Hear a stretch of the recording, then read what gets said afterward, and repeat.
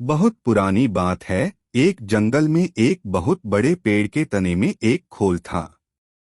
उस खोल में कपिंजल नाम का एक तीतर रहा करता था। हर रोज वह खाना ढूंढने खेतों में जाया करता था और शाम तक लौट आता था।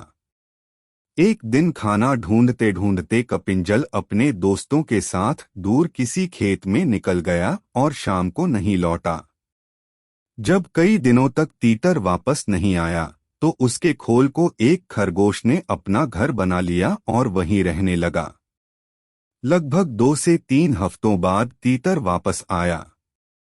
खा खा कर वह बहुत मोटा हो गया था और लंबे सफर के कारण बहुत थक भी गया था। लौटकर उसने देखा कि उसके घर में खरगोश रह रहा है।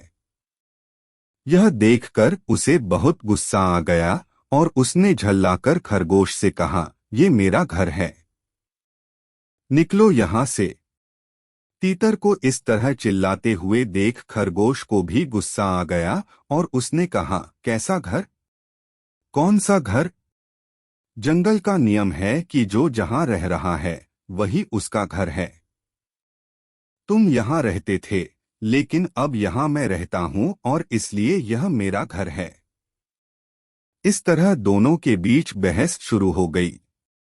तीतर बार बार खरगोश को घर से निकलने के लिए कह रहा था और खरगोश अपनी जगह से टस से मस नहीं हो रहा था। तब तीतर ने कहा कि इस बात का फैसला हम किसी तीसरे को करने देते हैं।